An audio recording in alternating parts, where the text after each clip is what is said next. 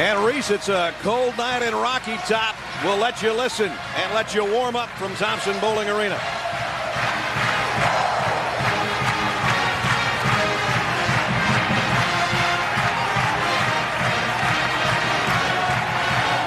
It is Super Tuesday presented by KFC. A sold-out crowd in Knoxville as we get set for the 206th meeting between the Kentucky Wildcats and the Volunteers of Tennessee. Welcome to Knoxville, everybody. I'm Brad Nessler with Jimmy Dykes. Janine will join us in just a minute. No top 25 teams in the SEC after Tennessee lost here last Wednesday night, Jimmy. Somebody's got to jump to the forefront. Most people think it'll be one of these two teams. I would agree with that. And forget about the fact that neither team is ranked right now, because it's still, in this part of the country, Kentucky and Tennessee, two heavyweights, two teams expected to battle for the SEC championship. The question of this ball game, can Tennessee force turnovers against Kentucky, and can Kentucky handle the pressure in front of 20,000 people? Let's talk about some of the stars in this game, and there will be plenty as we take a look at our Star Watch. Jodie Meeks and Tyler Smith. Jodie Meeks, the fifth best scorer in the college basketball right now, Brad, and he is terrific at both ends of the floor, a guy that plays hard defensively and offensively. And Tyler Smith, I think he's really good in a lot of areas on the offensive end, but he is great at competing in close ball games. Take a look at the starting lineups. First for the visiting Wildcats of Kentucky, the aforementioned Jodie Meeks with Michael Porter in the backcourt. Up front, some troublesome guys for Tennessee in the past have been Perry Stevenson and Patrick Patterson with Ramon Harris. For Billy Gillispie and for Bruce Pearl, here's how it looks. Bobby May, Scotty Hobson, J.P. Prince in the backcourt, and up front Tyler Smith and Wayne Chisholm, who's coming off another big week. Let's check in. Third member of our broadcast team, Janine. It was a tough week for Tennessee after their loss last Wednesday. It sure was, Brad. Last Wednesday, the second longest home winning streak in the nation came to an end right here when Gonzaga beat Tennessee. Tyler Smith told me the team was devastated. He cried in the locker room as his first thought was, what would his recently deceased father have said? And then he thought about the fans. How will we face them? They've been so loyal. Well, Coach Pearl told them today, people are doubting us, but we control our destiny. Smith told me it's even simpler than that. We have to get better. They've still got a 16-game SEC home winning streak at stake. The last time they lost in a conference game here 3 years ago to Kentucky. And Bruce has got the orange on. He wears it for Kentucky and Vanderbilt. So we'll see it next Tuesday night on Super Tuesday from Nashville. Billy Gillispie in his second year, co-SEC Coach of the Year after a rough start last season. Their second half was exceptional, and they ended up 12-4 in conference play. Well, that's what they are right now, overall, 12-4. They've won 5 of their last 6 league road openers, but this is their first conference road game. Out on the floor to help us out, Doug Shows, John Cahill, and Tony Green has got the ball in hand. Tyler Smith told Janine that we simply have to get better. They have to get better defensively, Brad, starting tonight. They need an identity. This is a Tennessee ball club that is used to turning you over with a lot of pressure, and they have lacked that so far this year. Here's Tyler Smith, fakes the three. They're working around that Kentucky perimeter. It's like a big blue fence out there right now. 10 on the shot clock. Cross-court pass leaves Smith momentarily open. Now trying to penetrate. Turnaround jumper. Rebound. Chisholm underneath. Nice lead for Prince. Boy, great hands by both Chisholm and Prince, because there's a fastball fired from about 6 feet away from Chisholm. Terrific look and terrific catch. Underneath, Kentucky's got the answer. That's what I'm talking about. The very first play defensively for Tennessee, Jodie Meeks drives baseline on 2 bounces and gets to the rim. That's not good. Chisholm, in essence, that was a pass to Prince on the weak side, and J.P. Prince off to a good start.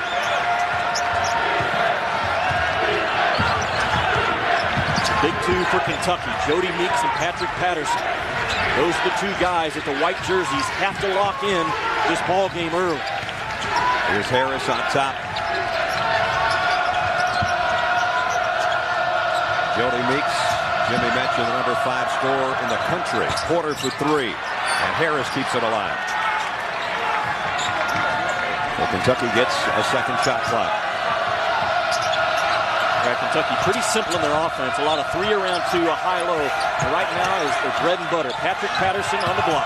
Harrison trying to feed it down low and did to Patterson. Nice lead inside for Patrick Patterson on the extra pass. He is a warrior inside. He understands the butt post or the rear end post as well as you can teach it in college basketball right now. And likewise, Tennessee keeps it alive with the offensive rebound. Kentucky very content, Brad, in this ballgame to let Tennessee play pass around the perimeter early. Ooh, tough pass inside. Double dribble called on Wayne Chisholm. Talk about Patrick Patterson. Look at him get that big badonkey donk right in the front of Chisholm early in this ball game. But that's the strength of him, is his backside just pounds on you for 40 minutes. It's something that Tennessee has to have an answer for. Inbounds play. Tennessee so good at defending the inbound, knocking it back out of bounds. I think a key tonight also, talking about Patterson and his size and length, is Wayne Chisholm not getting in foul trouble. Because without him on the inside, Tennessee doesn't have much. Good job to inbounds that basketball in the lane area. That way you take away those sidelines, and that baseline has helped defenders. Trying to get it into Patterson again. Nice job fronting him by Chisholm. Meeks jumper from long range, way off the mark. And we're going to come off to Bobby Mays. Trying to get it to Chisholm. Tough catch, and he made it. Great pass by Mays in traffic. Chisholm gathered it, and Tennessee by 2 again. What a luxury to have a 6'9" guy to get out and lead the break for you, because Kentucky had their defensive balance set, but a 6'9" guy over the top. No answer for it. Now trying to get a turnover in the front court, and Stevenson almost lost the handle.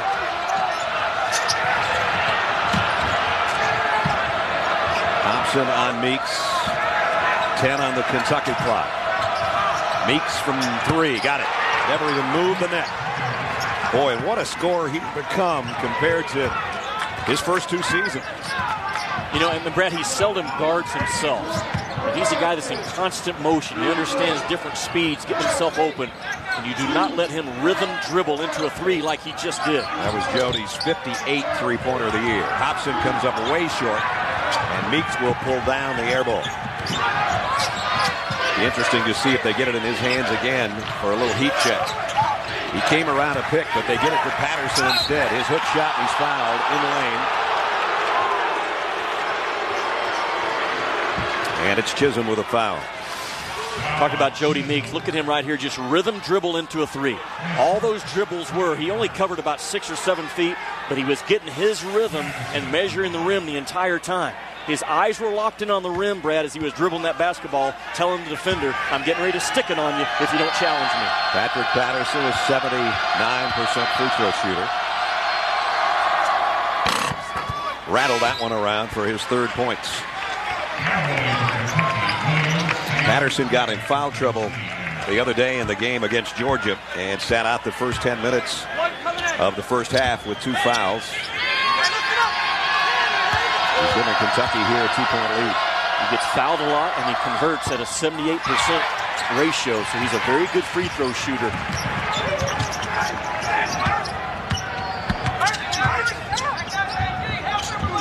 Nice tab in the lineup for Tennessee. Kentucky not afraid of Tennessee's ability to knock down 3s. All those blue jerseys are inside that 3-point line. Cameron Tatum had a big night from outside the arc last Wednesday against Gonzaga. Career-high night for him. 7 here on the shot clock. Tyler Smith will try a 3. Tipped in by Brian Williams. Nice job by the big guy, positioning himself to tie the game at 8. And the best offense for Tennessee early now has been a missed opportunity, and they're climbing on the offensive glass. And a bump either by Tatum or Tab. It's going to be on Josh Tab. 15:31 remaining first half. Good game so far. Tied at 8.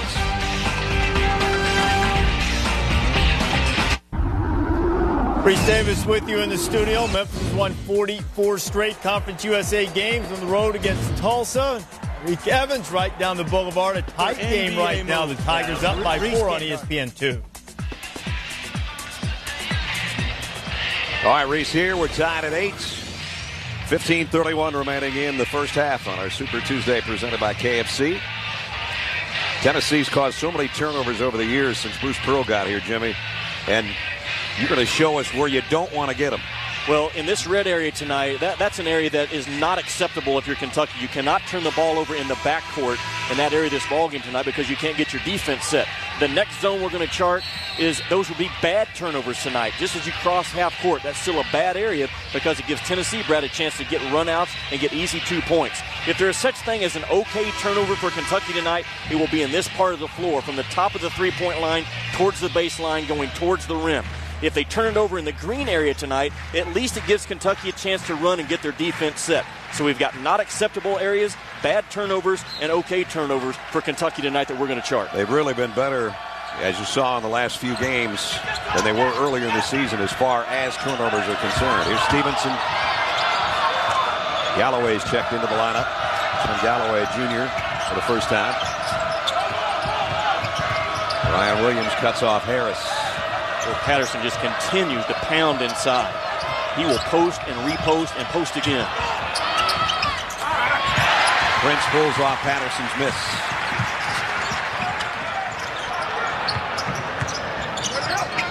Prince thought about a three, and you could hear the crowd gasp. He's not a good three-point shooter. That's pretty bad when your own crowd is going, no. Here's Williams. Quadruple team. Ball comes free, and Tatum for a triple. Got it. That's what he was doing the other night when he had a career-high 22 against Gonzaga. And he's given Tennessee a three-point edge. And Brad, for a young kid, a shooter, very important for the first one to go down. He can go 1 for 10 or 5 for 10, depending on how he gets started.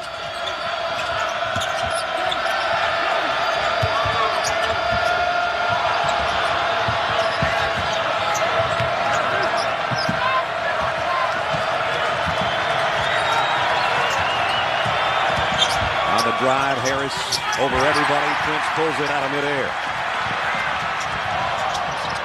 On a runner, in and out. On the other end. Back comes Kentucky. Meeks just flying by everybody. And the easy pass to Ramon Harris. I think Jodie Meeks really has a complete game. Kentucky's not ranked in the top 25. They're off the national radar, but you look at this kid's game and his numbers, how hard he plays defensively. He affects the entire ball game, Brad, as Tyler Smith goes out, kind of like James Harden does out at Arizona State, talking about Jodie Meeks. He's that good. He just had a good example, just blowing by people. Been banged up last year. He missed a lot of games due to injury. Had a cracked pelvic bone that kept him out of a lot of games at the end of the season. And his speed is back. He looks more like the guy that was a Georgia Player of the Year 3 seasons ago. We'll have to keep our eye on Tyler Smith, who banged his knee up here last Wednesday and then played through the pain against Georgia. I don't know if that's the problem right now on the bench, but he is in some pain. Chisholm up and good and one. Wayne Chisholm just fought his way for that basket. Ramon Harris picks up the foul. Good job by Chisholm to walk his man up the floor. And because he walked his man up the floor, he was in the receiving position. And I think if Tennessee's going to hang in that top 20 to 25 all season long, he has to take those numbers and become a 18-point, 10 or 11 rebound guy every night. He's the difference maker. I tell you, the difference in him shooting free throws from the past 2 years has been phenomenal. Well, he doesn't get that one, but it's tipped in by Brian Williams. They'll take that 1 for 2 anytime. Brad, that's 3 or 4 offensive putbacks by Tennessee the first 7 minutes of this ball game. That is a concern for Billy Gillispie on that sidelines right now. 2 of them by the big guy, Brian Williams. He's given his team a 5-point lead. Meeks, fadeaway jumper. Got it. Wow. Looks like a different guy from a year ago. Tatum can't answer with a 3, but it's kept momentarily alive by Tennessee, and then they lose the ball. Shoulder thrown in, offensive foul on Harris. That's Harris' second. Tomorrow night, couple ACC schools getting together in Atlanta. Duke on the road to take on the Yellow Jackets of Georgia Tech. Wednesday night hoops presented by Disney Parks, 7 o'clock tomorrow night in Atlanta. I know this. Georgia Tech better bring all the offense they have and then some, because they're up against the #1 ranked defensive team in the country.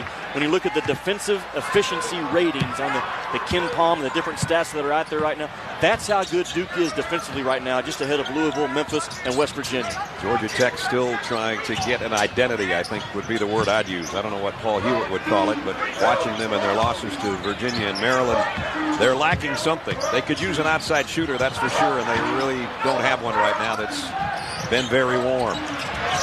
There's a warm one for Scotty Hobson for 3.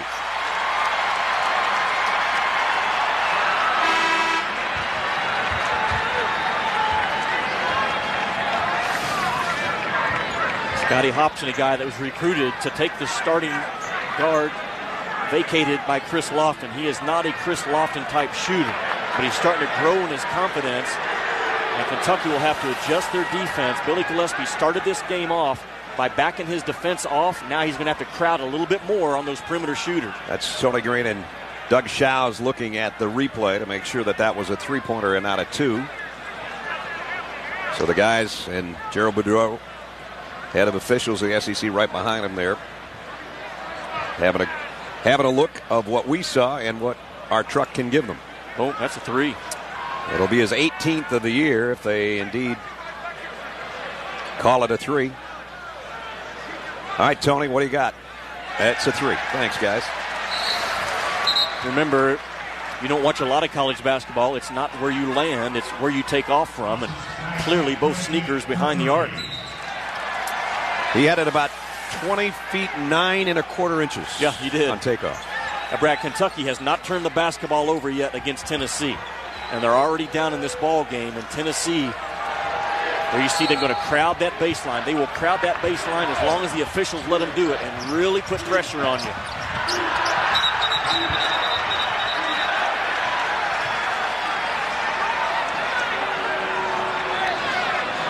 Shot clock was not reset.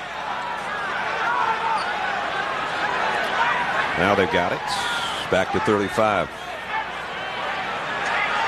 Brad, watch those Tennessee guys that are on the ball right now. They will crowd that line right there as much as the officials will let them get away with, just like any good pressing team does. And the rule says you cannot break that plane, but Tennessee will push that rule to the limit, and I love how they go about it. This is about the best I've seen them do it, and I think this is the 5th time I've seen them in person this year. So maybe they're finally starting to get it. Bruce Pearl is hoping so, I know that. Yeah.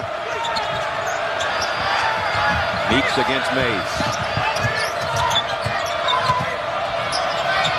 Stevenson ran out of real estate. Darius Miller, a highly touted freshman. Here he is on the move. Got in the air and had to drop it off to Stevenson. Now Porter outside for 3, and he got it. Yeah, he's not known as a great shooter, but watching him against Vanderbilt in the last couple of ball games, he will stick a timely 3-point shot on you in late clock situations. He did it against Vanderbilt in the first half, and he just did it against Tennessee. That's only his 11th 3 of the year. Jimmy said not big on that outside shot, but timely again in this case to cut it to 2. Tennessee in their version of the flex offense. This is how Bruce Pearl gets controlled over chaos on the offensive end. He slows his kids down and puts them in that flex offense, shortens the clock. Bobby Mays, nice penetration off the glass. Terrific use, Brad, of Bobby Mays out top on that on-ball screen. He didn't go too early, he didn't go too late, and the driving lane was created because of it. He's done a nice job in the last 2 or 3 games of hanging in the air with that little side, almost a hook shot off the glass. And when he penetrates, that opens up some other things for the Volunteers. Here's Porter, same kind of move, only straight in with the right hand off the left side. 5 for Porter in a row. Tennessee is really pressuring defensively, probably as good as they have all year. And Kentucky now starting to do a lot of stuff off the back cut and the back dribble. Ryan Williams is going to be called for an offensive foul. Bobby Mays, little body control. Looks like Jimmy Joe Dykes here. Off the glass. A lot quicker and a lot better. Yeah, a little bit.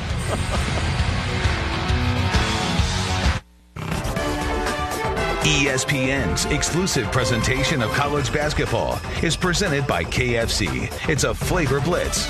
KFC's honey barbecue wings have 3 layers of flavor. And in part by Lincoln and the technologically breathtaking 2009 Lincoln MKS. Lincoln, reach higher. Well, while the men's team's won a lot of games since Bruce Pearl got here, the women's team has won millions of games, it seems, under Pat Summitt. When you look at most career coaching wins, 995, and that's just comparing her to some guys in other sports, some coaches in other sports, including John Gallardi of St. John's in football, Mason in hockey, Gillispie in baseball, and closing in on that magical 1,000. That's just unbelievable. There's so many banners in here that you can't even see the rafters, and they're mostly the women's either SEC tournament championships or, in Pat's case, 8 national championships on Summit Court. Right about 4 or 5 years ago, she and I were covering the WNBA playoffs for ESPN, so I got to spend about 6 or 7 days with her. And she's one of those coaches you could say, Coach Summitt, this year we need you to coach our softball team. Yeah. They would win. They would win in hockey. They would win in baseball. You put her in football, she'd get a staff around her, and they would win. She can, if you can coach, and she can coach. She can definitely coach. Hopefully Pat's going to join us sometime during the game tonight here on our Super Tuesday. It's been a good one so far between Kentucky and Tennessee. Almost a midway point of the first half. For the most part, it's been Tennessee in front by a couple most of the way so far. Lob to Patterson. And a nice help on the baseline by Mays, who almost got the steal. And instead, he gives it back to Kentucky. Now, if it did not change, it did change possession. So the shot clock goes to 35. That's what the officials were conferring about. Bobby Mays got enough of a handle on it to turn it over. So it's a fresh shot clock for Kentucky. Wow. Jodie Meeks. I mean, if you'd have watched him in the last 2 years, you never would have believed he could be this good a shooter. Brad, you can't let him measure the rim. Tennessee relaxed for about a half of a second, and Jodie Meeks got an opening and stuck it on him again. And he's a kid that you have to just check his breath the entire time he has it now. Tyler Smith somehow got an offensive rebound. Kick out to Hobson for 3. Way short. Patterson will clear it off. But very important. Kentucky only 1 turnover so far in this ball game. Billy Gillispie could not have drawn up any better as far as the turnovers in this building to start. Nice steal by Chisholm, denying the inbounds pass, but he throws it right back away, trying to get it to J.P. Prince. Let's check in with Janine. Well, Brad, Coach Bruce Pearl told me today that he took a slightly different approach in practice. He said this is a very big game. He wanted to keep his guys loose, though. He wanted to keep things light. He didn't want them tight for this game. He said that leads to mistakes. He told me he's very happy with his team's effort level, but he spent a lot of time this afternoon nailing down the intricacies of sets and execution. He said the main thing tonight, make guys other than Meeks and Patterson beat us. Well, Meeks so far is doing a good job. He's got 10, but Patterson only has 3. Nice catch by Tyler Smith underneath, maybe too far underneath. Tyler has yet to score. He's the leading scorer for the Volunteers. Here comes Jodie Meeks on that bull rush from one side of the floor to the other. He might have been too close on that shot. Yeah. And on the rebound, it's going to be a foul on Tennessee, and it's on Tyler Smith. Right, Kentucky now has 2 turnovers in this ball game. But both turnovers have come in the okay area of the floor tonight, that 3-point line and in, because it has allowed Kentucky to get their defense set. So important when you play the balls in this building. A.J. Stewart in for Kentucky, along with Harris and Meeks. Going to have to hurry to get it into anybody. Porter did get it in and got it right back on the baseline.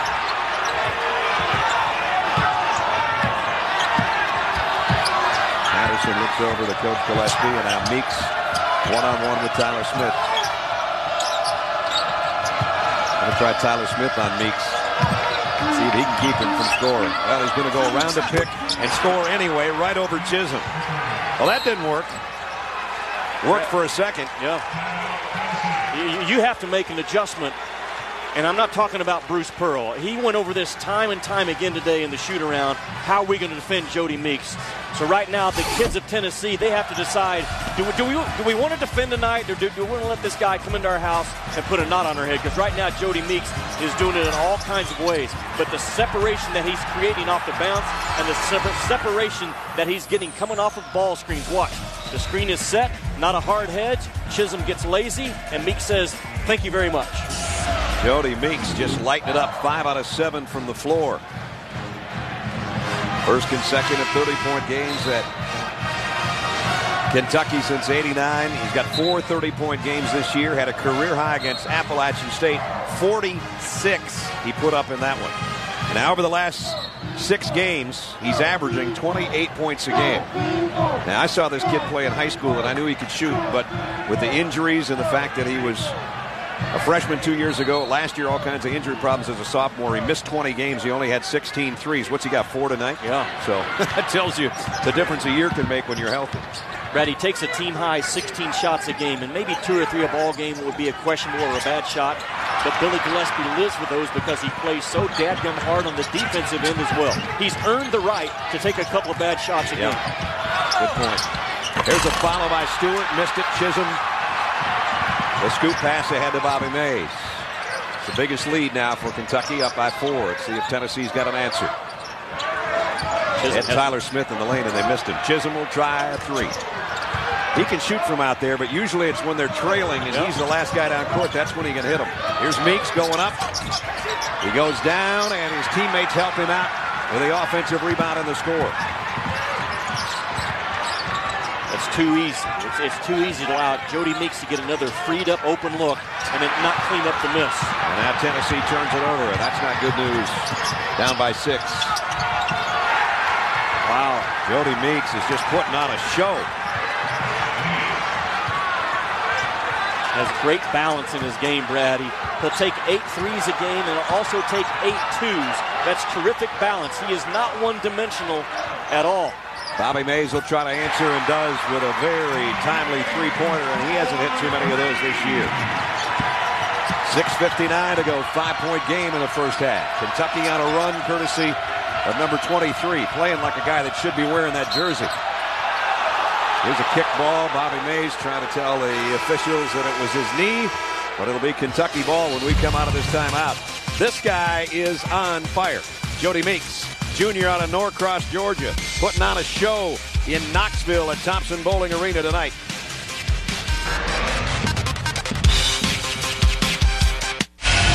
Reese Davis with you in the studio. Over on ESPN2 right now, Memphis and Tulsa in a 1-point game.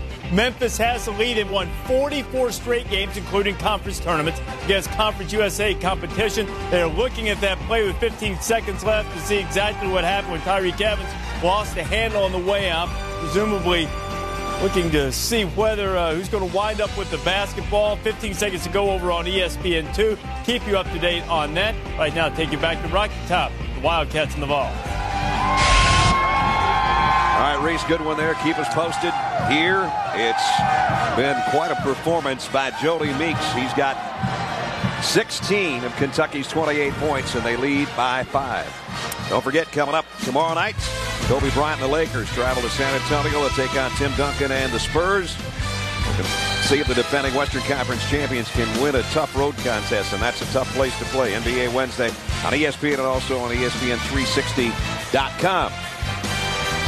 Brad, you look at Jodie Meeks is starting this ball game, and shot chart here in front of me we'll show later on, but he's taken 1, 2, 3, 4, 5, 6, 7, 8, 9 shots.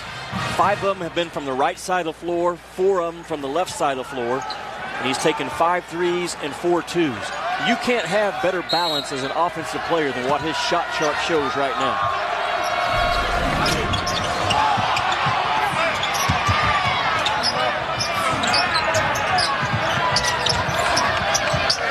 Nobody else has done that much damage for Kentucky other than Meeks. They haven't had to, I guess, including this guy, Patterson. Harris, dribble drive over Williams. He's going to go to the free throw line. That'll be Brian Williams' second foul. Coming out of that timeout, Bruce Pearl puts J.P. Prince on Jodie Meeks. Prince has his best long-arm defender at 6'6", and it looks like he might start face guarding Jodie Meeks with J.P. Prince and just chasing him, caboosing him, locking him, trailing him all over the floor. But this kid's seen it all.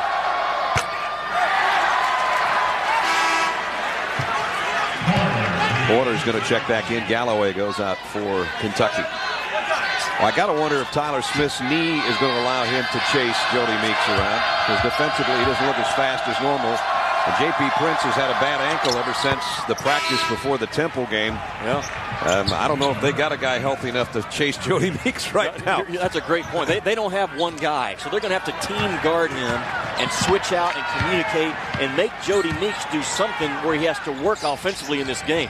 And look how hard Jodie Meeks works defensively. Here's Tyler on the offensive end. Tyler Smith with a three. That's his first basket.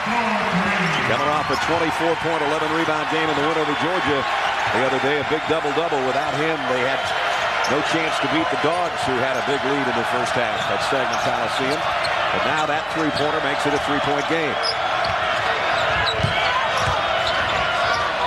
Tough shot by Stevenson. Rebound. Patterson tracks it down right in front of Bruce Pearl and the Tennessee bench. Going to be Kentucky ball. Check in with Janine.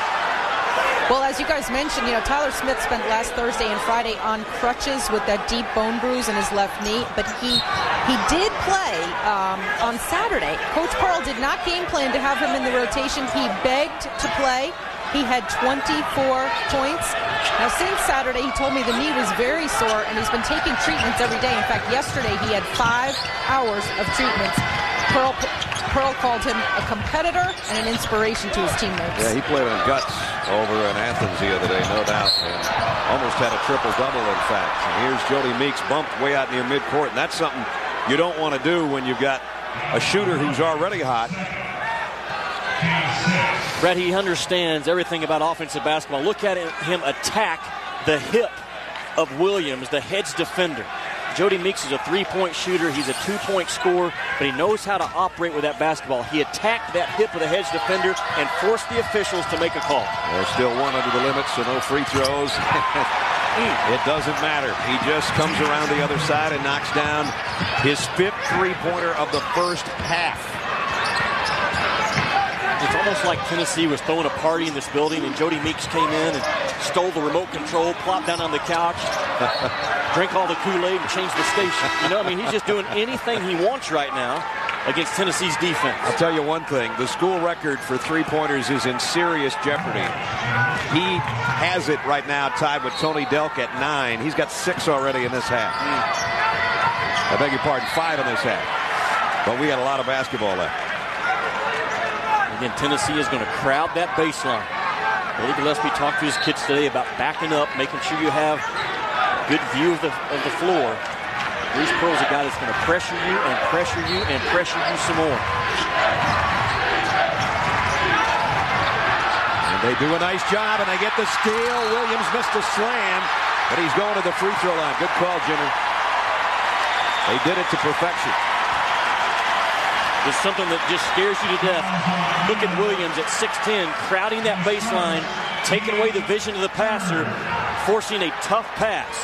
And Bruce Pearl, he gets the foul call, but that's a good sign for his ball club, getting that press set on and the press being effective. So they turn it over, Brad, in the not acceptable part of the floor. Right, exactly.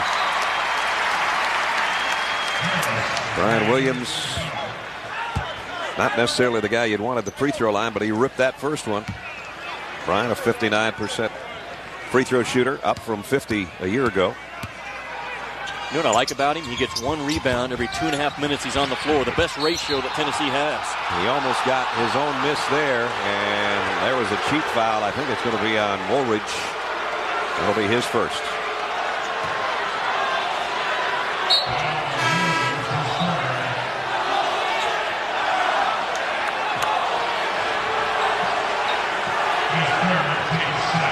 They're going to call in on Brian Williams, not on Woolridge.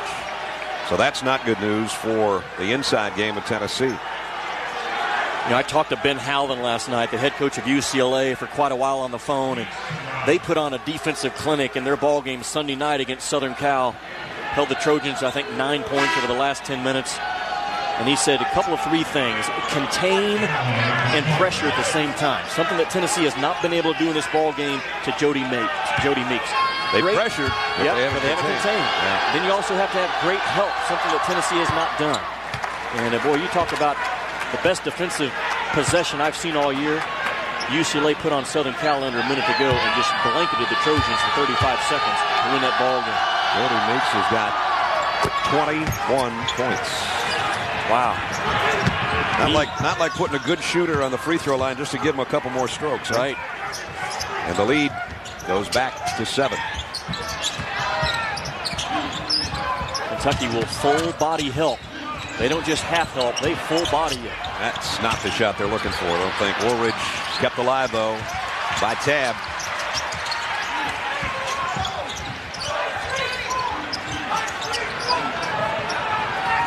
Well, we've got to drive that ball. Right now, it's just catch around the horn. You have to drive that ball to that SEC part on the floor and make Kentucky respond to it. Tyler Smith backs up and tries a 3. Rebound off to Ramon Harris. Great defense by Kentucky. They take a 25% three-point shooter and bait him into taking a shot.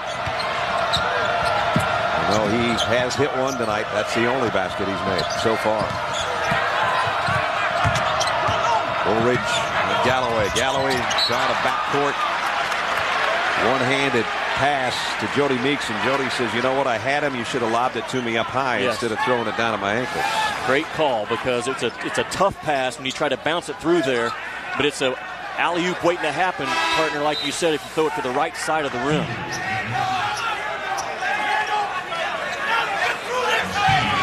Stevenson goes out, and A.J. Stewart comes back in. Patterson, I was just going to say they've done a nice job on him, and that was just a little bit of a brain lock there. Thinking that he was going to throw it back to the baseline and leaving him alone, and a one-hand condor slam dunk by Patterson.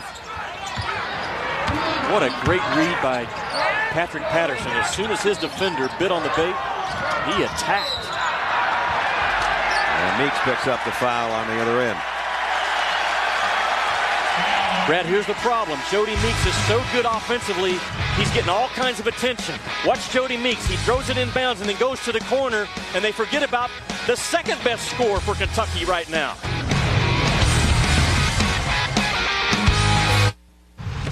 I'm Reese Davis. Coming up on the UPS Halftime Report, more on a fabulous ending from the senior from Memphis. Antonio Anderson beats Tulsa at the buzzer.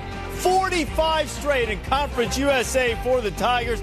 Heartbreak for Tulsa. We'll have plenty about it. Jay Williams, Hubert Davis will join me. 55-54, the Tigers still unbeaten in Conference USA. Tulsa should have their football team out there. They could have scored more than that. You're right. Kentucky here, 36-27. And Jodie Meeks has put on a show for the Wildcats in the first half. Meeks and Patterson, the two guys you have to watch out for, Janine, that's for sure. Oh, you got that right. You know, the Lexington Herald Leader is running a fan poll right now in the paper. They want fans to vote on a nickname for them. Right now, the leader, believe it or not, is Rhythm and Bruise with 53% of the voting. I asked Jodie Meeks about it. He didn't even know about the poll. He thinks a better nickname would be Shock and Awe. Ooh. And boy, is he doing that tonight. I like that. Shock and Awe. Now, those two guys average a little over 43 points between the two of them. So whatever you call it, here's the Awe end of it, I guess. I don't know which one's which, but he missed in close. I like Rhythm and Bruise, man. Yeah, I do too. A little flair to it also. Yeah.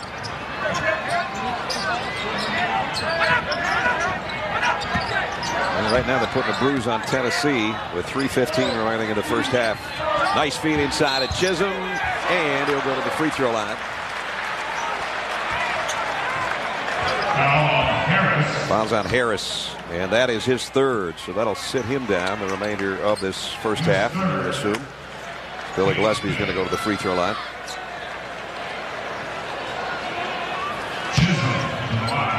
Wayne Chisholm will step up.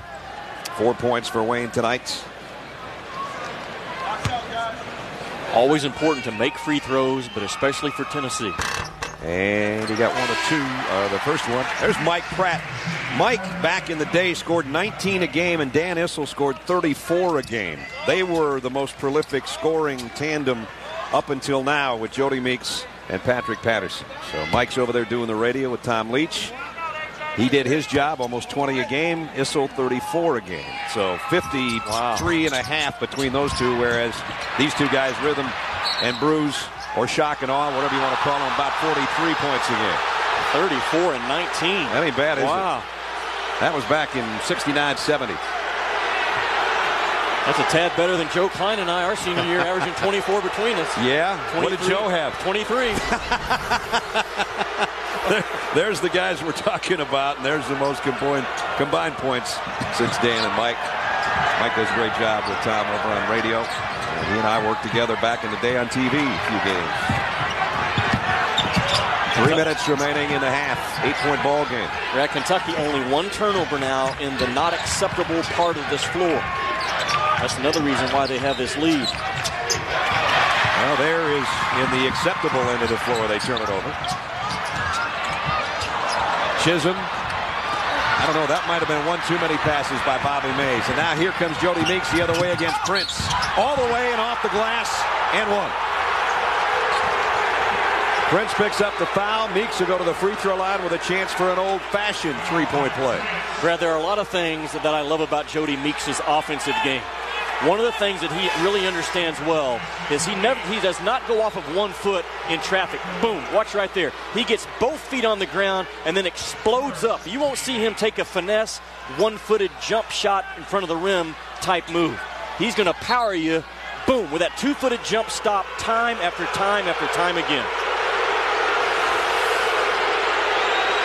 So a chance for a 3-point play. Bruce Pearl talking with John Cahill. And Meeks, not just a good free throw shooter, a great free throw shooter. 90%. 2 for 2 tonight. And he rips it. 3-point play.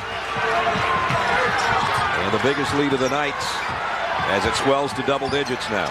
Brad, he has hung his average on Tennessee in the first half of the ball game. That is unbelievable, isn't it? Well, you talk about wanting to challenge a team defensively at halftime. You know Bruce Pearl has the ammo to do it. There's what Tennessee needs to do more of, but I'm not sure Tyler Smith's got the jump in that knee that he normally has. He just went straight to the rack, got his second field goal. Now Prince trying to stay with Miller. And going to have a foul on Kentucky. Offensive foul on Miller. That'll be his second. Don't forget tomorrow night. Number 2 Duke hits the road. Alexander Memorial Coliseum. They'll take on Yellow Jackets of Georgia Tech. Wednesday Night Hoops presented by Disney Parks. 7 o'clock tomorrow night from Atlanta. I'll be there with Jay Billis to bring you that one. Jimmy's heading north to get even colder than we are here. Yeah, exactly. We'll go in the studio tomorrow night. Yep. And then I'll meet you in Colorado, I guess. Huh? On Saturday. See the Jayhawks. Our first look at the Jayhawks this year. Nice hustle by Tennessee defensively. You know, I was on with ESPN News before our broadcast, and they asked me about Jodie Meeks and where he fits in the national picture. And why is he not in the conversation for National Player of the Year? He's the number 5 scorer. He's a terrific defender. He's a guy that just affects the area in so many ways, a lot like James Harden at Arizona State. But because they're not ranked, they're off the radar, he's not even in the conversation. Well, the only guy that I've seen come close to doing what he's doing to Tennessee was Deontay Christmas of Temple, who lit him up for, I believe, 30 of his 35 were in the second half. But most of that was from long range and just about the same spot on the floor, the 3-point line outside the left wing. Here, Jodie Meeks has done it, as you said, Jimmy, from every place. Yep. Billy Gillispie just got a warning. Maybe just an accumulation of stuff. The officials can do that. Just too much stuff. Yeah. Coach, that's enough. Yeah. I think that's what John Cahill told Bruce Pearl the last trip down to. I think they've listened to both of them enough here in the first half. Here comes the press, Brad. Well, they cut the lead back to 7. But Meeks got free from Tatum. And now he's going around Mays, but it's a 2-hand touch foul as Bobby Mays I guess on the blow-by Jodie Meeks, you could say, got both hands on it. That's an automatic foul. Well, Mays is going to weigh in about 170 pounds, and Jodie Meeks built like a pretty good-sized defensive back at 6'3" and close to 200. Yeah, you just saw both hands on him. Yeah. And they call that one right away. There's no hesitation. No, automatic.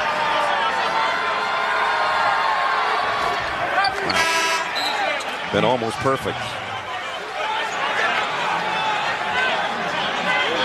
Jodie on his way to his 5th 30-plus point game. I think it's safe to say that if he just doesn't come out of the locker room in the second half, he's going to have that and then some. Right.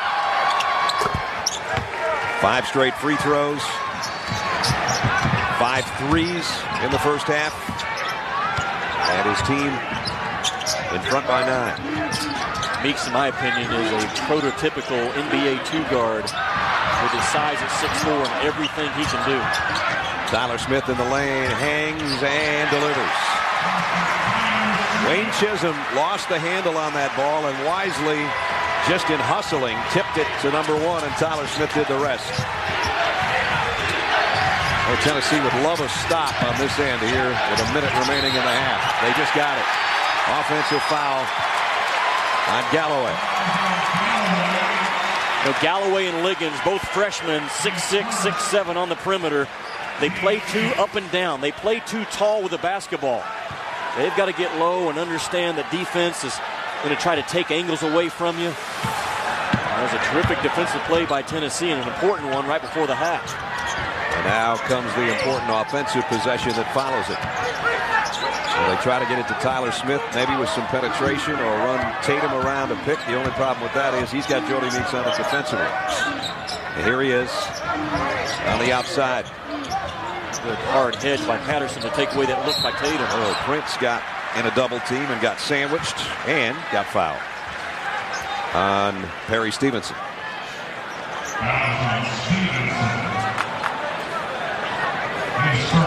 So J.P. Prince will go to the free throw line. J.P. out of Memphis. Speaking of Memphis, as Reese was earlier, former 3A Mr. Basketball. Tayshaun Prince's cousin. Tayshaun, of course, was a star with Kentucky and is in the NBA. But in this case, J.P. misses the free throw. And now there's about a second difference, basically, on the shot clock in the game clock. Did you see where J.P. Prince was lined up for that free throw, Brad? Off center? Yeah, well, he might get a steal here, and that'll help. Tyler Smith, big 3. And he got the roll. Wow, did Tennessee need that in the final 10 seconds? Now they can hold Kentucky before halftime to another bucket. I don't know if Kentucky knows how much time's left. Meeks forces, and it almost went, as almost everything else has. But the Wildcats, some of their front court guys weren't aware that the time was winding down to end the half. And as it is, 4-point game, almost miraculously, that Kentucky cut the lead to 41-37. Billy Gillispie's team's got the lead. He's with Janine. Coach, Jodie Meeks has been slicing into this Tennessee defense with precision. How and why has he been able to do that so effectively? I couldn't hear your question. I'm sorry. Jodie Meeks has been slicing into this Tennessee defense so effectively with precision. How and why has he been able to do that? Well, he's a good player. He's hard to guard from the perimeter because he shoots it so well. So you have to press up on him, and after you do that, then he's able to get to the basket some. Why have you guys been able to handle Tennessee's press so well thus far? You've only got 7 turnovers. 7 turnovers is too many. We just gave away too many of them, but they have good pressure. You have to look at it after the course of the game, not at halftime. It doesn't really matter a whole lot now. All right, we'll see you second half. 41-37. Tennessee's got to be happy with it. They were down 11 at one point, but they put on a big run, and they trail by 4 at the break as we head to the UPS halftime report. Reese, Hubert, and Jay. Fellas. All right, Brad. Wow. What a first-half performance by Jodie Meeks. My goodness, he's having an All-American caliber season, but you really like the way that Kentucky's playing on the other end of the court, Jay. I do. Kentucky's playing really good defense. They had Tyler Smith was 2 of 7 until the last couple of minutes. Now he's obviously 4 of 12, has 12 points. But the thing I like about them for Kentucky so far, they limited their turnovers. They only have 7 turnovers. And just like Coach said, they were averaging 25 turnovers on the road this year. So 7 turnovers in the first half is a good thing for them. And obviously, Meeks is playing great basketball, and they're doing a good job of taking care of the ball. Well, Kentucky's doing a better job than at the beginning of the year. Reese, you know, we saw them against North Carolina. Not only turnovers, they couldn't even bring up the ball up the floor. So having 7 turnovers in the first half is terrific. Jodie Meeks has been outstanding. He's averaging 24 points a game. He has 26 in the first half, 5 threes. He's a complete basketball player. He can shoot from 3. He can put the ball on the floor. He's an outstanding defender. He's having an All-American year, but somebody else is going to have to step up unless he's going to score 52 for the game offensively for Kentucky. Based on what I saw in the first half, he might be able to do it. I'm not sure anybody's planning to Somebody's got to stop. I mean, he was going all Dan Issel on the people in the first half. A great performance by Meeks, but Tennessee drawing closer at the break, 41-37. Still to come on the UPS halftime report. The best finish of the night keeps a big streak alive for Memphis. Wait till you see what happened in Tulsa. ESPN's exclusive presentation of college basketball is brought to you by American Chemistry, essential to living. Learn more at americanchemistry.com. And Pacific Life, for insurance, annuities, and investments. Super Tuesday presented by KFC at Thompson Bowling Arena in Knoxville. Certainly a super half in the first half for Jodie Meeks. Jimmy Dykes, we have not seen anything better than what Jodie showed us in the first 20 minutes. Not at all. I know it is written that the meek shall inherit the earth, and Jodie Meeks has taken that to a whole nother level so far in this first half in Tennessee. They better start climbing all into this guy, Brad, because he has done it in multiple ways. His shot distribution has been terrific with a balance on the right side, the left side of the floor.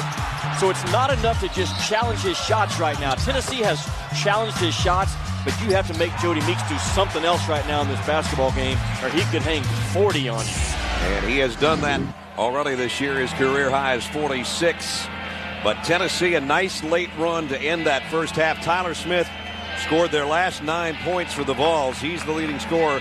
So our star watch that we talked about has come to fruition, that's for sure. Jodie Meeks and Tyler Smith. And they'll need a lot more of Tyler Smith and a lot more of guarding number 23, as Jimmy said, if Tennessee's to not have their SEC home winning streak snapped after having their overall home winning streak snapped last Wednesday by Gonzaga.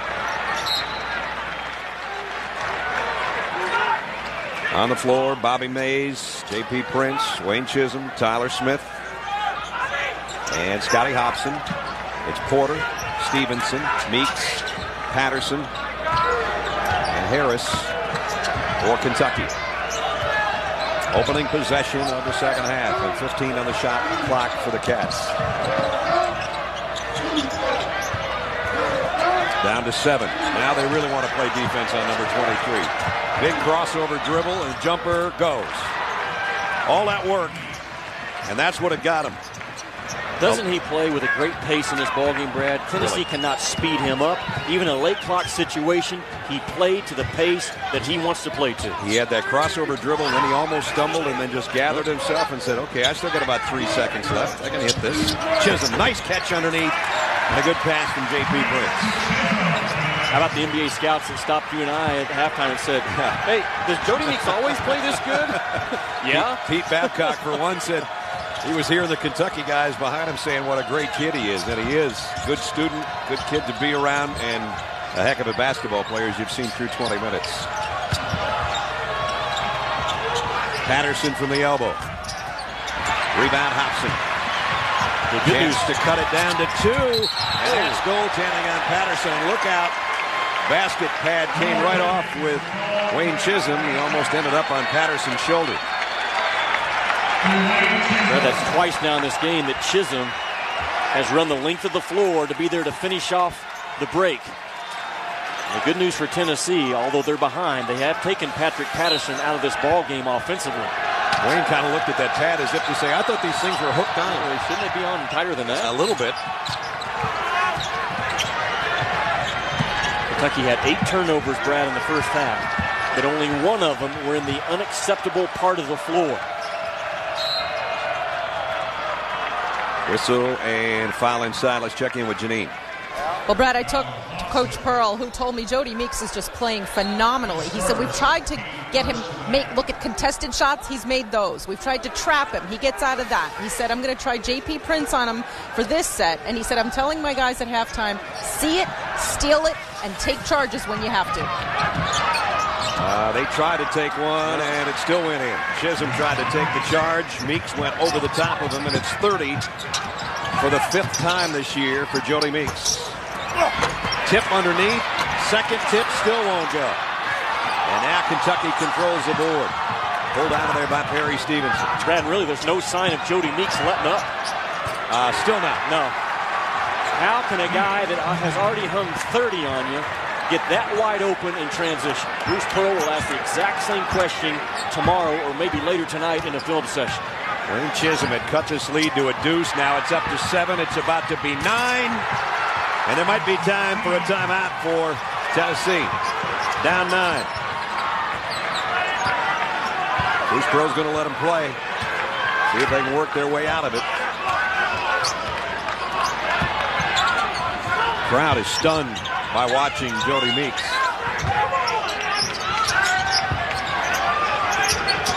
Tyler Smith thought about a 3.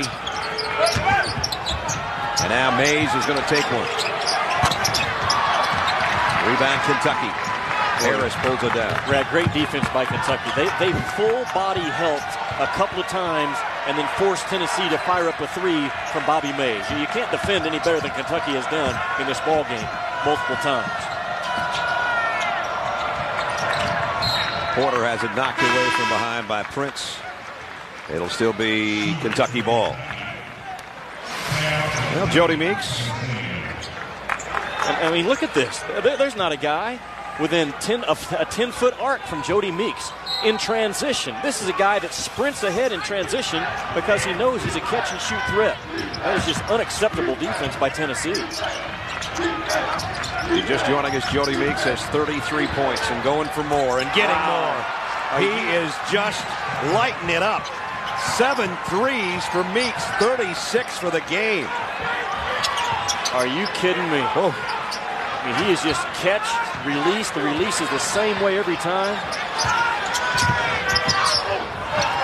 Okay, I take back what I said about Deontay Christmas and Temple. Jodie Meeks has just outdone him. Nice reverse layup by Wayne Chisholm.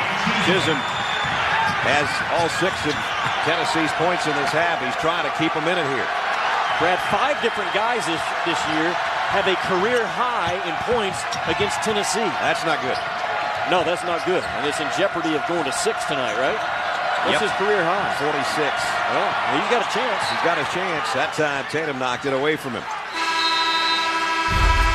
10 points already in the opening 4 minutes and change for number 23. Jodie Meeks, the junior, 12 out of 15 from the floor.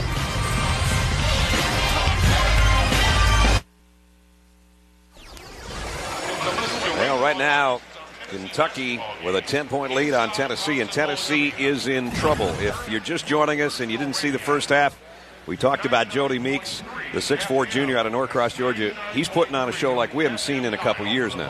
And surprisingly, he's been more open to start the second half than he was in the first half. Yeah. So you question Tennessee's defense right now. What did they talk about at halftime? What's the adjustment?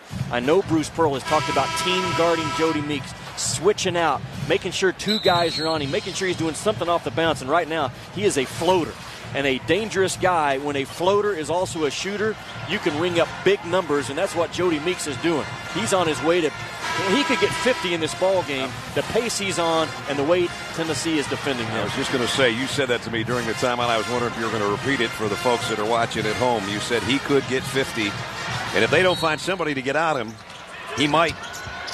He's 10 off his career high, and we still have 16 minutes to play. Just watch him work. I mean, he makes violent cuts to get himself open. That's something that every kid in college basketball can learn a lesson from Jodie Meeks. Long 3 as the shot clock wound down, and he almost hit that one too. And Patterson trying to keep it alive, loses it on the sideline over here in front of us. So they do get a stop coming out of that timeout. But Meeks took a 26-footer that rimmed out. That would have been his 8th three-pointer of the ballgame. See if Tennessee can find an answer now. And we get a quick foul. Ramon Harris has just picked up his 4th foul. And it didn't take long for Billy Gillispie to send in Darius Miller. That was an off-the-ball foul in Kentucky. They will challenge you and check you and get right in your chest as you cut through that lane. And if you fight through that contact, you're also liable to get a foul called against Kentucky, and Tennessee that time did. Tyler Smith, they battle him, Porter does, for the ball on the baseline. And Tennessee will try to inbound again.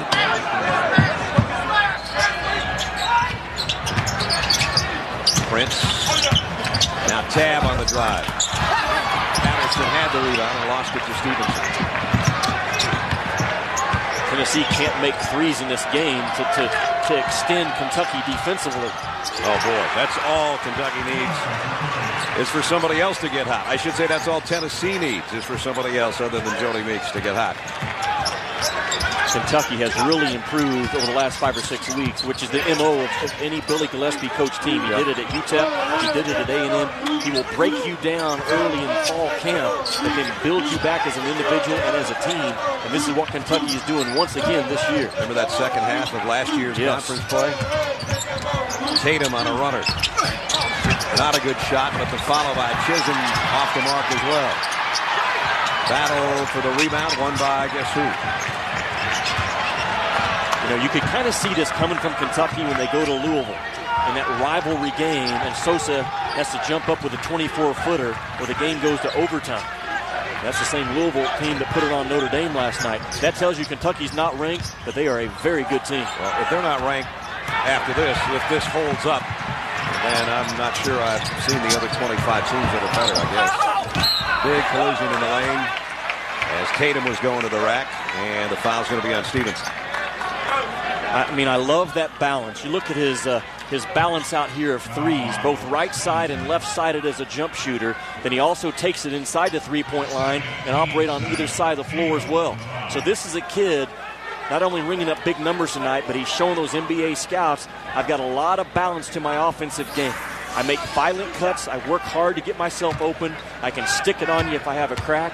And he works just as hard defensively, which I think separates him from a lot of big-time scorers in the college game right now.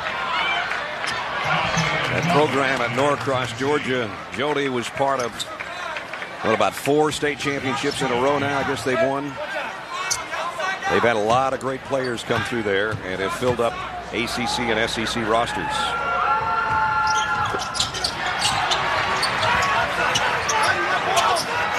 Kentucky only has 1 turnover in this game in the not acceptable part of the floor, which is this end of the floor right now against the press.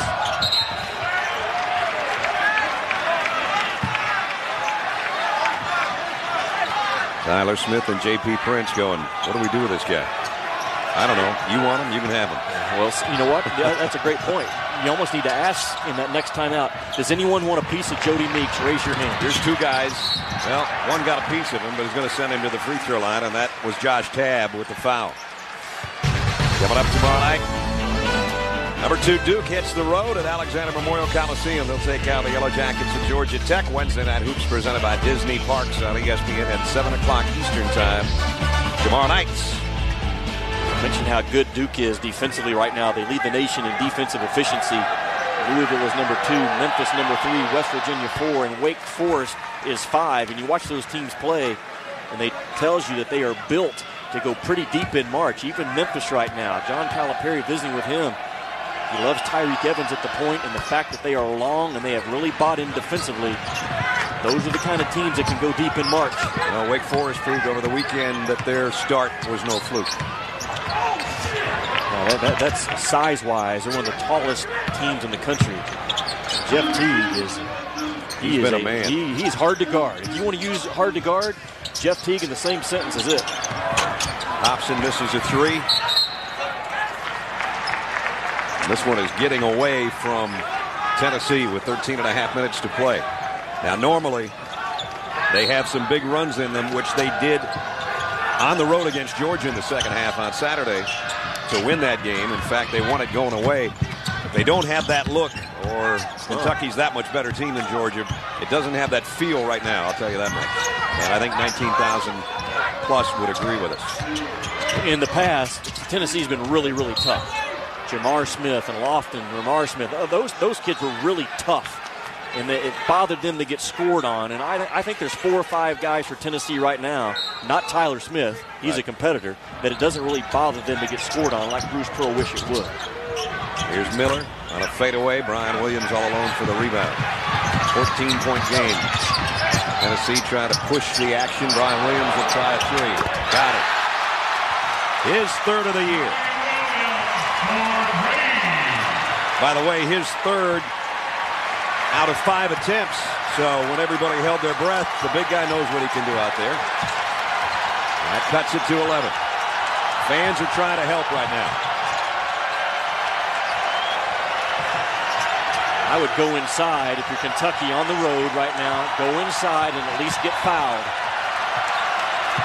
If this guy scores, all those defensive cheers are going to be exhausted in a minute. But instead, Chisholm with a steal. Ahead to Tatum. Tatum pushes it up there and almost had a chance for a 3-point play. Boy, Tatum hit the floor hard. Great job by Chisholm as a hedge defender. Look how hard he hedges and keeps his feet alive to avoid Jodie Meeks from attacking his hip and getting a foul call. Great footwork by Chisholm as a hedge defender and gives Tennessee a little bit of life into this building. Here's a guy that was the offense last Wednesday in the first half against Gonzaga. Redshirted last year after 7 games when he had the knee injury. But has shown at times that he can really be a shooter. Doesn't prove me that prophetic on that free throw. Tyler Smith comes back in. And Chisholm will get a breather. And this is the important free throw for Tennessee. They have a chance to cut it to 10, but get their press set up. Because it's going to stay relentless, and can Kentucky continue to handle that full court pressure? They're only 5 out of 11 from the stripe now. 5 of 12. They're killing themselves from the free throw line. They are. They're losing points, and they're losing opportunities to turn Kentucky over. I would go back inside again if you're Kentucky with a crowd trying to get into it. And great hustle by Tyler Smith, but it comes free to Patterson, to Stevenson. And Stevenson missed 2.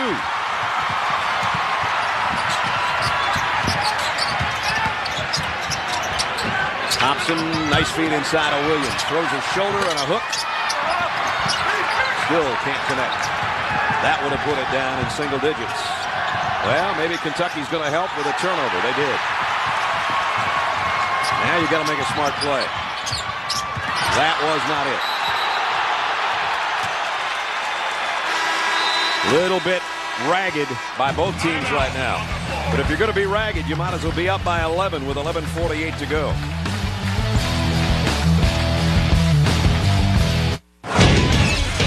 Coming up on SportsCenter, Bob Knight on what he likes most about Stephen Curry. The Ravens adding fuel to the fire in their rivalry with the Steelers, and Shaq's added again a new name, Shakovich. Why? We'll tell you on SportsCenter next.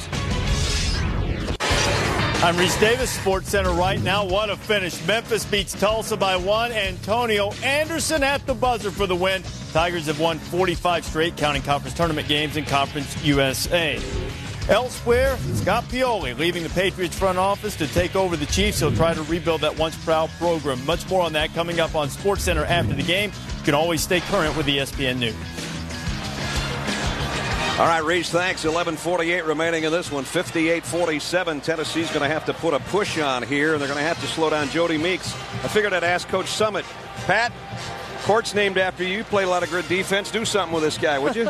Hey, I tell you, he's been outstanding. It's amazing. I think what our guys are doing, and they bring the intensity on the defensive end, and they'll pick it up, and they usually pick it up in the second half. So I expect things to change. You said you just got back from your son Tyler's ball game, and he's a senior. He is, man. That's hard to believe. I remember him running around when me too. That 91 banner. I helped you hang that one, I think, at the national championship. Absolutely. Did they win the game? They won their game and played pretty well. So really, really happy for him.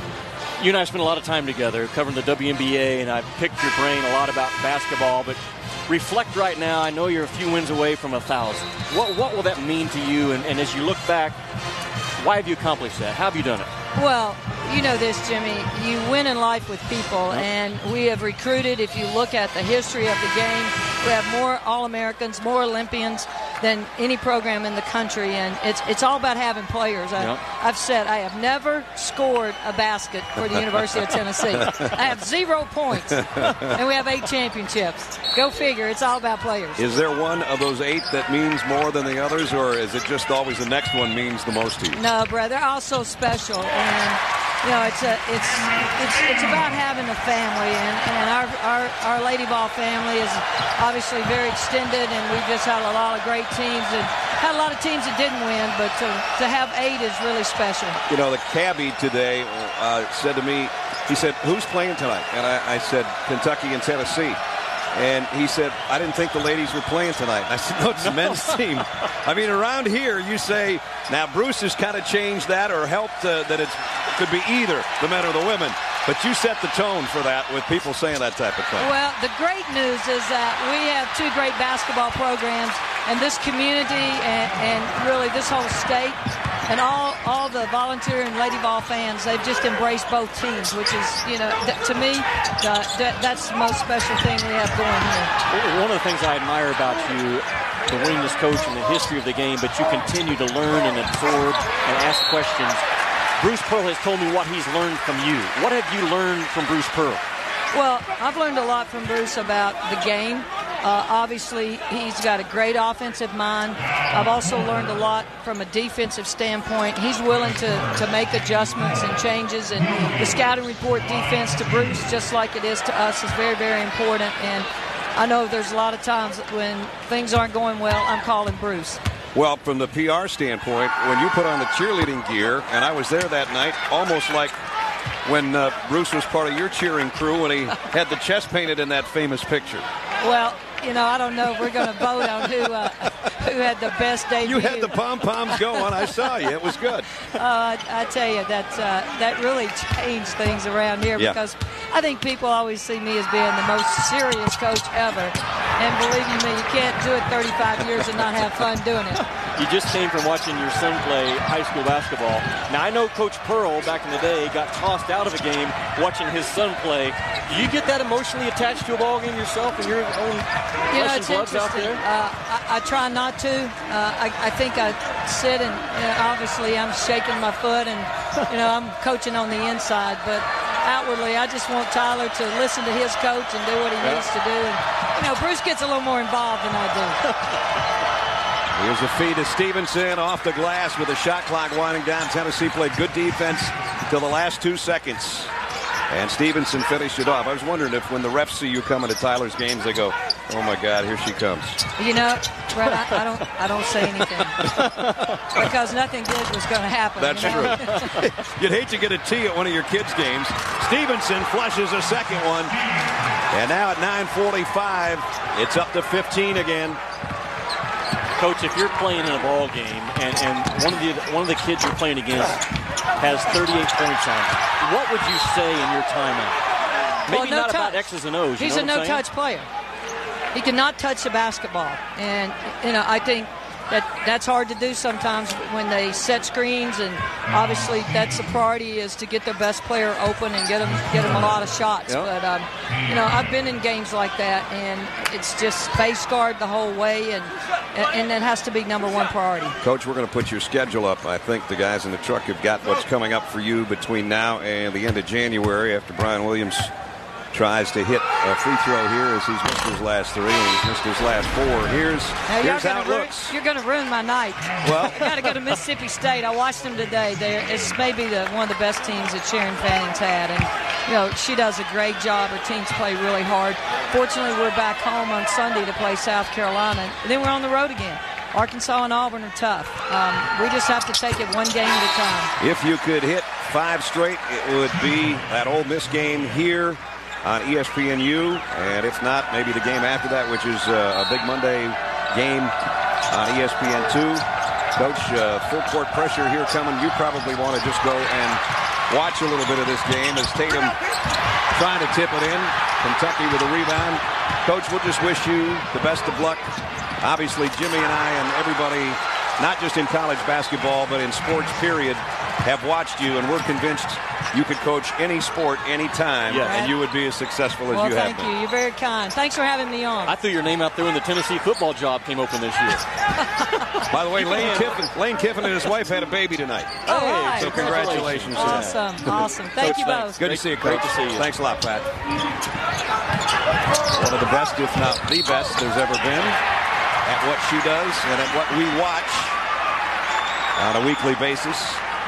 And we thank Pat Summitt for being with us. The court here named after her. And you look at the most coaching wins all time in basketball history. Lenny Wilkins, Don Nelson, Pat Riley, Jerry Sloan, Larry Brown, Phil Jackson, all in the NBA. And then Pat Summitt, the only one, and closing in on that magical 1,000. That is incredible. And look at the national titles, and she talked about it. 8 of them over there on the right-hand side. Can't do much. That is not. Brad, she's class. She's tough, and she is class every day. Now a 13-point game here. Bruce Pearl is hoping for some Summitt-like magic from his men's team. Well, Kentucky's spacing. Bob Knight talked about Duke's half-court spacing in their offense. And prior to our ball game, Kentucky's spacing in their how they've attacked Tennessee's pressure has been terrific.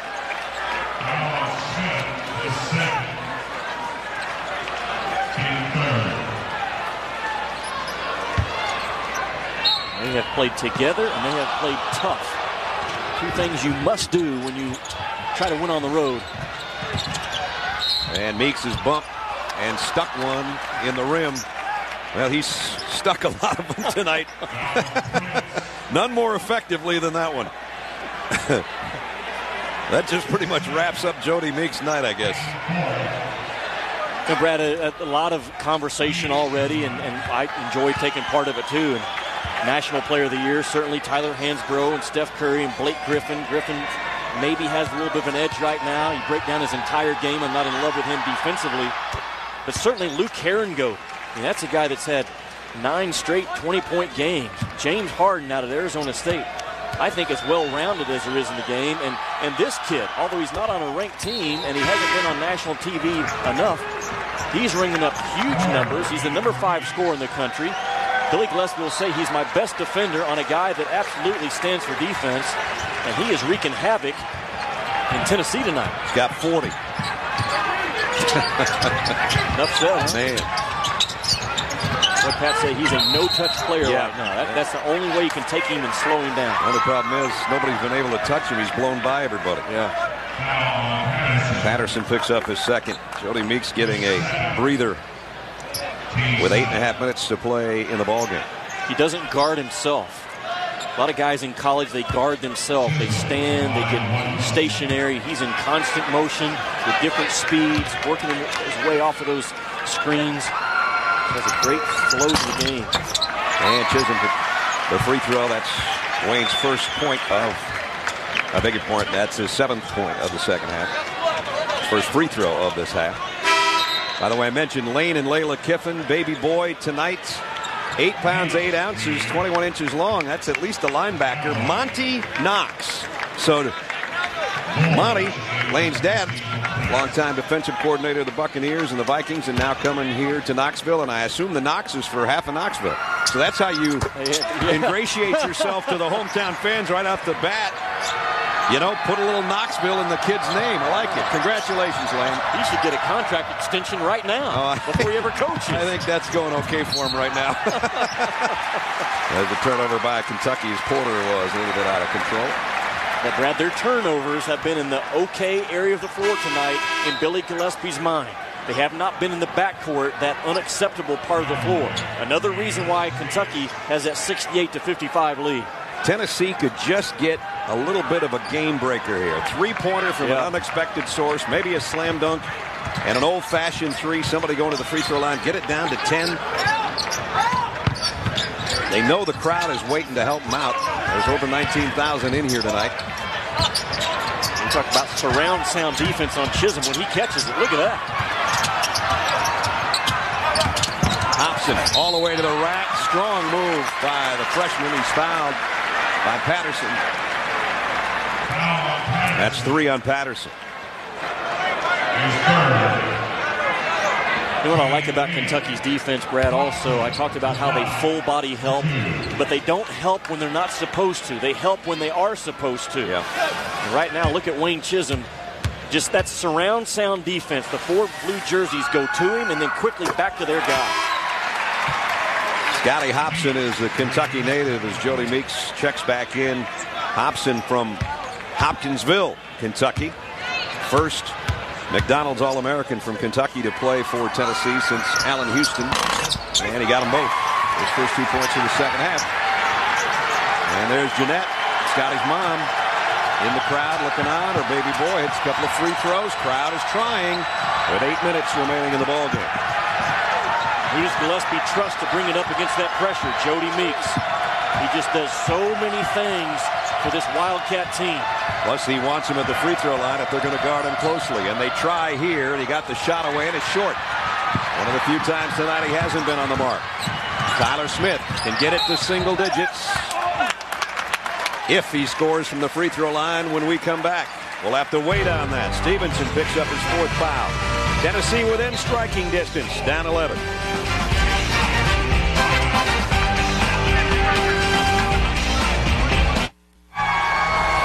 Kentucky trying to pick up its 13th win of the year. They lead by 11, 7:40 remaining in the half. Jimmy, you thought that the pressure of Tennessee and the turnovers they'd force would be an issue tonight. Not bad, though, when you look at the way you've got that screen covered. Exactly. Right here is the area that you have to stay away from when you play Tennessee. Kentucky has only turned it over 2 times in the not acceptable area of the floor. Twice right here in the bad area of the floor, but Kentucky has scrambled to get their defense set.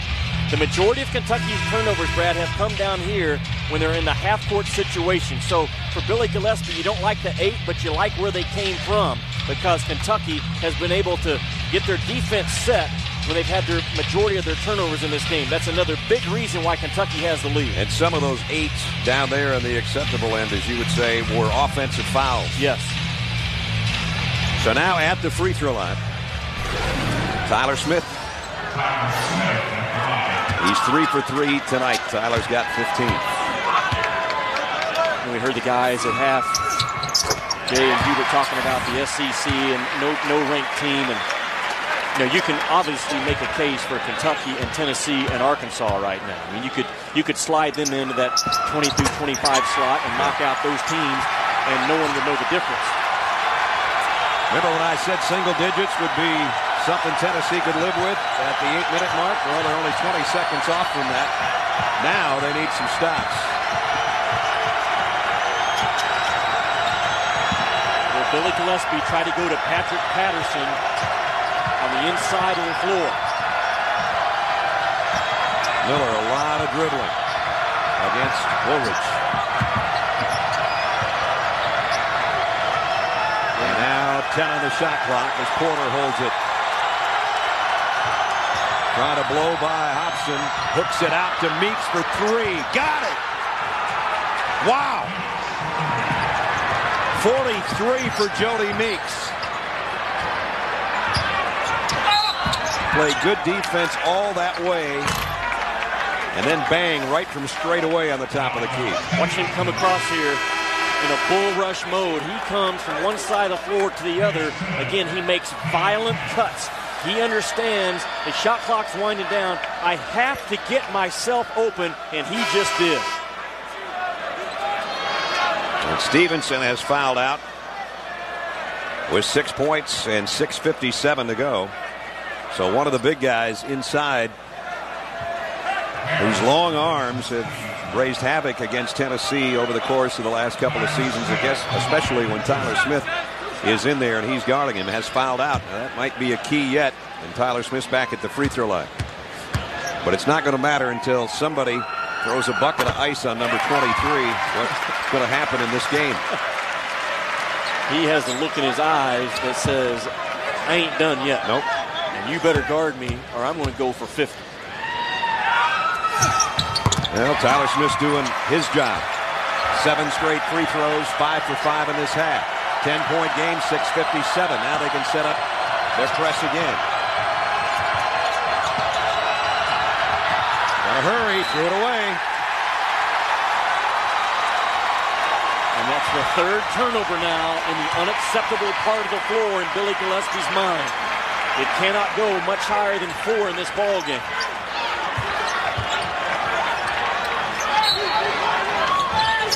Inbound comes into Tyler Smith. He's going to try to start doing this himself. Chisholm cleans up and one.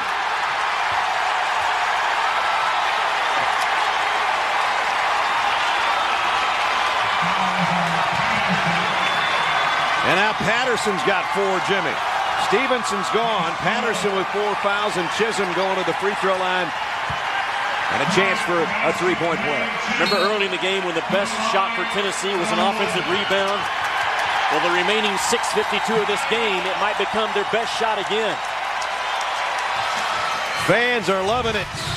The Volunteers are back in it. Down 8. They can make it 7 when we come back.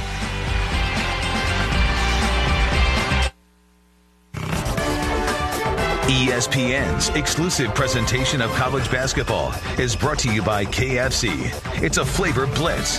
KFC's honey barbecue wings have 3 layers of flavor. And in part by Chevy, an American Revolution. Might be a little bit of ice on the edges of the Tennessee River out there tonight. It's cool. Lakers and Spurs tomorrow night. Wednesday night, hoops on ESPN. Kobe Bryant, the Lakers, take out Tim Duncan. And the Spurs, NBA Wednesday on ESPN and also on ESPN360.com. 20,474 watching along with Jimmy Dykes, Janine Edwards, and yours truly, Brad Nessler at Thompson Bowling Arena, as it looked like it was a cold night outside and all for naught inside when it was 64-49, a 15-point lead by Kentucky. But Tennessee has scrapped and fought their way back to within 8. Wayne Chisholm, who has 10 points this half and 15 for the game, can cut it to 7 if he hits the free throw. Bradford, I'm sorry, forget about Kentucky and Tennessee not being ranked. This is still Kentucky versus Tennessee. And when Bruce Pearl got the job, he said, we're going after Kentucky. He puts the orange blazer on again tonight, and he'll do it again next Tuesday. And the Volunteers are right back in this game. The orange blazer only for Kentucky and Vanderbilt. So you'll see it again next Tuesday on Super Tuesday, presented by KFC from Nashville. Here's the man of the last 2 hours, Jodie Meeks.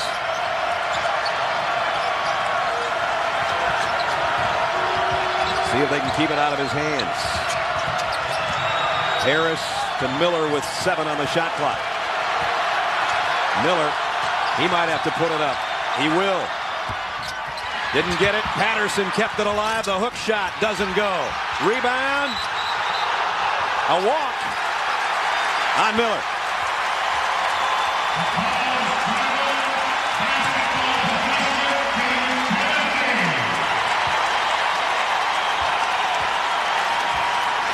Seven could become 5 or 4 this trip.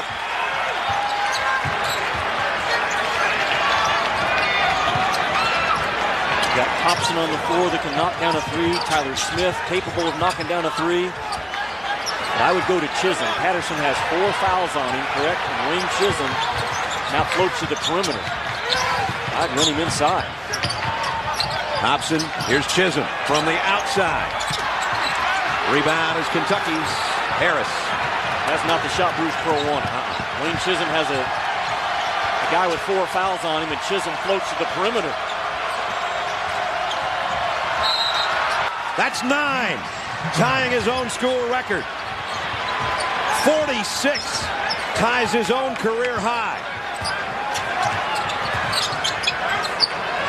Wow. And now Tatum throws it right into Jodie Meeks' hands. You have to be tough enough to not turn that ball over with the game on the line and just over 5 minutes to go on your home floor. There was a toughness play, or lack of, by Cameron Tatum. The next point, number 23, scores, is the best he's ever done. There it goes. And there it goes. School record, 10 threes. 49 points for Jodie Meeks. He's not done. He is not done. That basket right now looks about 3 times its normal size to Jodie Meeks. 77-64. Forget watching Kobe Bryant tomorrow night. Watch Jodie Meeks right now. No offense, Kobe, if you're watching. There is probably 20 NBA scouts here. And he's fouled. He's going to the free throw line for 3. You called it way back in the first half. You said he can go for 50. He can go for 52 if he just hits these free throws. They have not been able to no-touch Jodie Meeks in this ball game, Brad. Time and time again. He got off early, and Tennessee was challenging the shot early, but it's not enough. You have to make him give that ball up, double teaming, get it out of his hands, make him do something off the bounce. 50 points, Jodie Meeks. Wow. 50 points, Jodie Meeks. Now the 6th guy this year to go for a career high against Tennessee. Look at this kid. 51. 52 is coming up. Dan Issel's Kentucky single game scoring mark now in jeopardy. Never thought I'd ever say that. I'm going to tell you what he has just done. He has put himself in the conversation for National Player of the Year. I'm not saying he's going to get it, but when you start throwing out the names now of Herringody and Hansbrough and Curry and Griffin and Harden, you have to throw Jodie Meeks in there. He came in averaging 25, and he's a terrific defender. He gets a breather with 52 points. Tennessee trying to tip it in. They've had to work for everything. And Mays finally with another chance on the baseline scores. It's almost like Jodie Meeks, though, with the 52 points, has hit Tennessee in the gut. You know what I'm saying? Yep. You just don't have the feeling that they have that fight in them to come back because of what Meeks has done to them. There's some good hustle by Prince and Tatum and Mays just to get to the floor. Woo-wee. Wow. School record right there. On pace for the all-time Kentucky scoring single-game record. Still to come.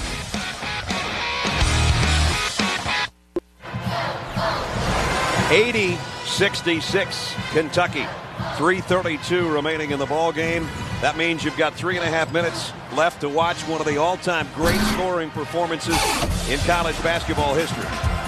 Brad, it's the single best performance this year in college basketball. I think Steph Curry had it when he hung 44 on Oklahoma.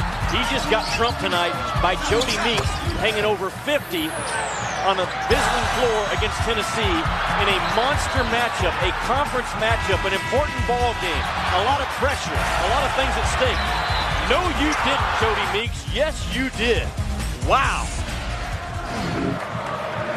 I don't know that if the Big Blue faithful ever thought somebody would say that Dan Issel's 53 points against Ole Miss February 7th of 1970 would ever be pushed.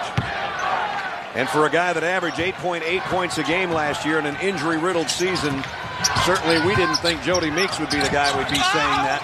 But now the way he's played all year, there's a lot more 30-point games, I think, in Jodie Meeks this year. Yeah, I don't know if there's a lot more 50-point games, but he's somebody that everybody's going to have to watch out for now. His next point ties the school record. His next field goal or 2 free throws breaks a Kentucky record. Here it goes. Off the mark. Would have been his 11th three-pointer had it gone. I like the decision. You're up 14, trying to milk a lead with 3 minutes to go. Normally you pound that thing inside. Not in this ball game. No. You get Jodie Meeks open for a 3.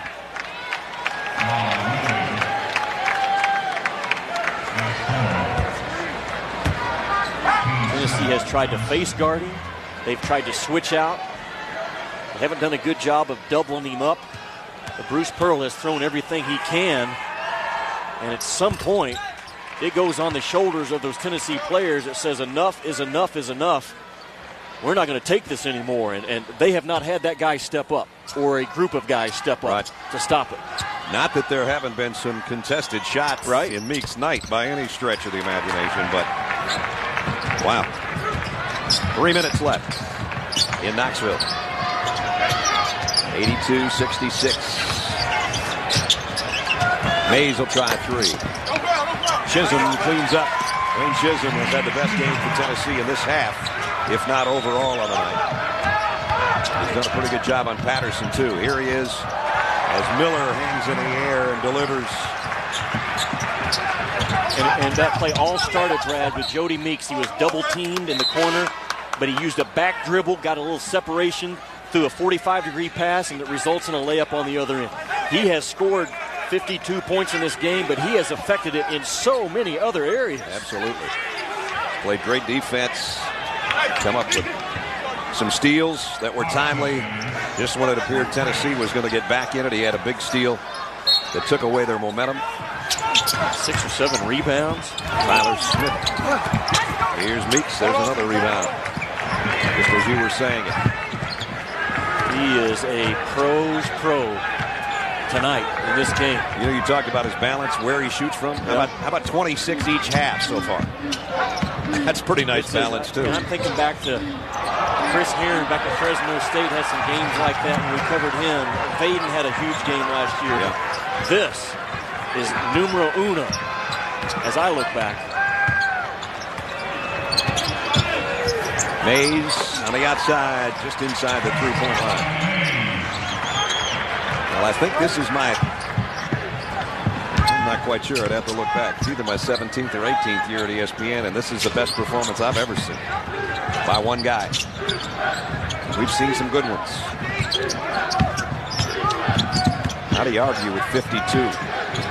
Right, well, there's no argument. And he's going to the free throw line. How do you argue with 52, and how do you argue with the 25 points a game he was averaging coming in? They've played the likes of Kansas State, West Virginia, Miami, Tom Crean's team in Indiana will guard you, Louisville, Vanderbilt. You know, they're one of the top 12 teams in the country as far as field goal percentage defense. There he ties the school record of 53 points in a single game. If you were there on February 7th in 1970, Dan Issel, who is more than a legend in Kentucky and in his professional basketball career, you just saw history again tonight. 54 points. Write it down. January 13th, 2009 belongs to Jodie Meeks. A new record in the history, in the illustrious basketball history of Kentucky. There's a new number one. And Ramon Harris throws one down for an exclamation point with 65 seconds left in what is soon to be about a 20-point win for Kentucky on Tennessee's home floor, where a 16-game home SEC winning streak will go by the boards, much like a 37-game winning streak went by the boards last week. Well, we had to vote on the Liberty Mutual player of the game. I think it was unanimous, wasn't it? Yeah. I think the 20,474 in here voted with us. They would. Congratulations, Jodie Meeks. And wow is all we can say, I guess. He played the speed he wanted to play every time on offense. Because imagine a guy bringing up those big numbers. He never forced a shot in this game. Didn't. He played to the rhythm that he wanted to play. There's nothing Tennessee could do about it. The only time he even took a shot where you said that probably wouldn't be the first choice was when the shot clock was down to 2 and somebody just tapped it out to him. Yep.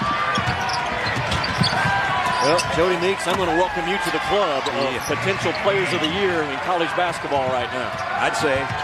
He has to be, Brad. His numbers back it up. Luke Herringody, Hansbrough, Curry, Griffin, James Harden, add Jodie Meeks to the list that should be in that conversation as of tonight. I think the ball should be rightfully in his hands at the end of the game. Take that one home with you, Jodie. 54 points. Now he's getting mobbed by his teammates. Kentucky school record for a single game performance. And what a performance it was. 90-72, and 54 of those 90 belong to that guy. You know what says a lot about Jodie Meeks? How happy his teammates are for him tonight. That speaks volumes about the kind of person Jodie Meeks is. Let's check in with Janine. A record-setting night for Jodie Meeks. Jodie, why were you able to read this Tennessee defense so well? What were you seeing out there? I just give credit to my teammates for finding me on the wing wide open, and coach staff did a great job getting us prepared, and it's just great. I'm speechless right now. You have to be speechless. I mean, you were just in a zone about halfway through the game. What were you thinking? What was going through your mind? You had 30-something points at that point. I was just thinking, no matter what, I wanted to win this game. And my first 2 years, I never won here, and I wanted to get the win tonight. And I'm all about winning. You're in the company of Dan Issel, one of the all-time greats. How does that make you feel? It's great. It's kind of mind-boggling to me to be in the same, sentence as those kind of Kentucky legends. But I'm just happy to be in the same sentence as them. Congratulations on a record-setting performance. Isn't it amazing that one of the first things he said was, the only thing I was worried about is I never got a win here. I want to get a win here. I don't think he was worried about getting any kind of scoring records tonight, was he? No, but you talk about the numbers he put up, but I go back to how happy his teammates were for him, and then his comments about making sure we get the win.